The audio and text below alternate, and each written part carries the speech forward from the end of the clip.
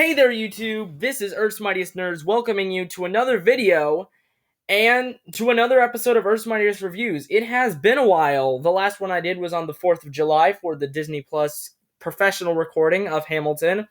And now here we are, almost at the end of August, almost at the end of the summer, in fact, and we're finally doing another one of these. So you see, guys, I have been working very hard to edit my very first episode of my brand new series, What If?, based on the first Iron Man movie from 2008, but I realized that I had to take a break and make this review for this new movie that just dropped today on Disney Plus. I just saw it at the time of recording this dialogue anyway. This video will probably end up being released the next day, but who knows? My schedule is crazy, but yeah, it's been a pretty great summer. Just to talk about myself for a minute before we get too much into the movie. Me, Jameson 19, and Charizard 27 are trying to squeeze two last projects out of the summer.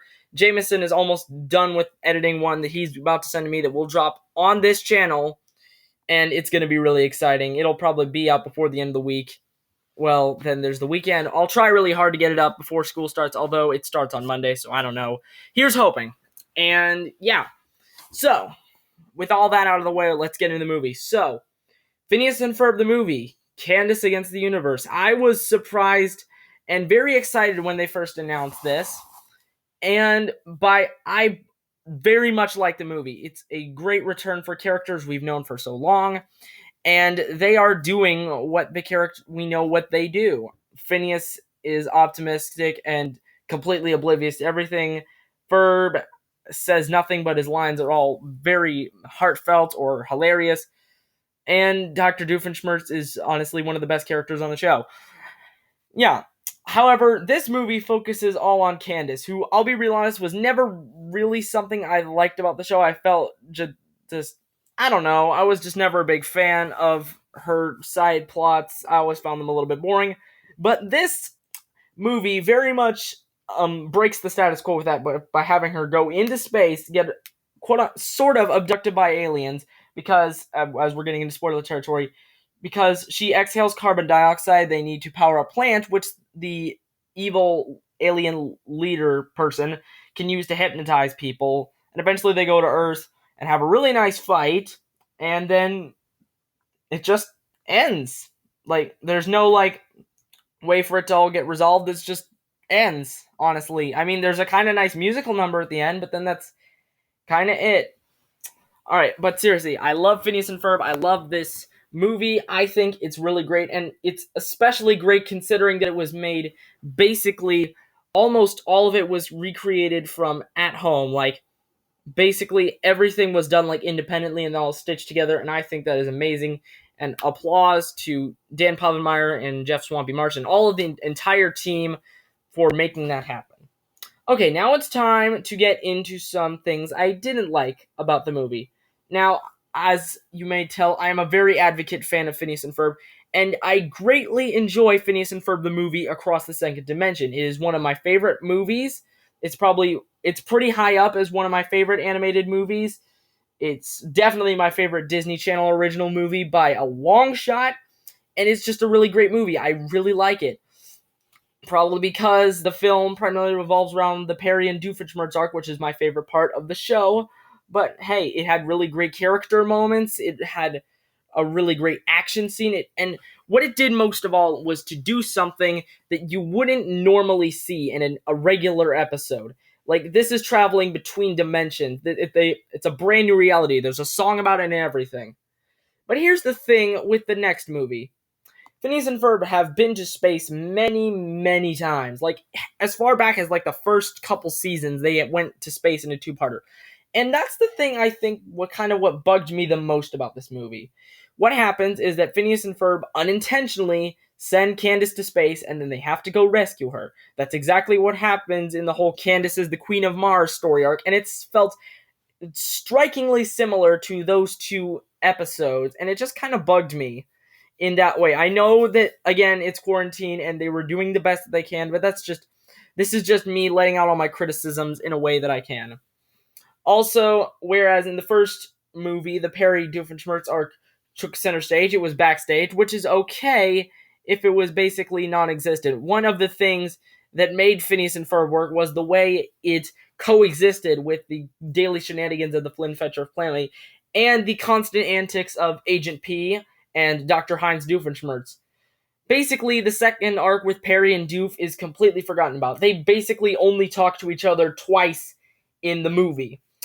And that is because Perry is secretly assisting in saving the kids and Dr. Doof, which honestly feels kind of strange to me because Perry coming in to fight Doof must have been really nostalgic for him since it's exactly what happened in the last movie. And also, with a lot of stuff felt very reminiscent of the original movie, like Perry walking in on the kids and Doof interacting when they normally wouldn't. The kids being put in a scenario like in some other world where things are completely different from theirs. And the movie eventually ending with the villain being somewhat redeemed, returning home to their otherworldly planet or dimension, and then getting arrested. It's to quote George Lucas, it's poetic. It rhymes. And I mean, it works here more than it works in Star Wars because it's not like 100% intentional. It's just something that I noticed while watching this movie. Also, for some reason, Major Monogram is a complete idiot in this one, and Norm is only there for like 2 seconds, and there's a floss joke. What has become of humanity? But Thomas Sanders was in it. That was cool, I guess. The songs, as usual, were always pretty nice. They were okay, but not great. Honestly, that's my whole review on this movie. I liked it. It was funny. There were many moments where I laughed out loud. It was hilarious. It had a bunch of good callbacks to the show. And heck, there was even one point where they called back to the movie, and it's really small. I don't think anybody noticed it. But at Doofenshmirtz Evil Incorporated, at one point, one of them packs like some football gear, and it's the same football gear that Perry uses to fight the Platyborg in Across the Second Dimension. And I have a problem. Somebody please help me. Yes, I have probably watched Across the Second Dimension far too many times and can pick up on those things too easily. But honestly, all things considered, the movie was a tiny bit predictable. While that's not to say that Phineas and Ferb does not stage in a way that it becomes predictable. Like, I'm not really sure how to phrase this. Like, the show, like, the whole universe is just the tiniest bit predictable because what it does, it takes classic tropes like that, but it adds its own fun twist to it, and that's really what makes Phineas and Ferb so special.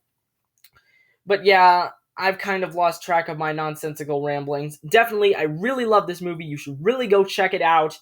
It's a very fun movie, but just to wrap this all up, I feel like it feels like an extended episode of the show and not a movie where something very unexpected in this world where unexpected things happen every day happens. But yeah, there it is. There you go.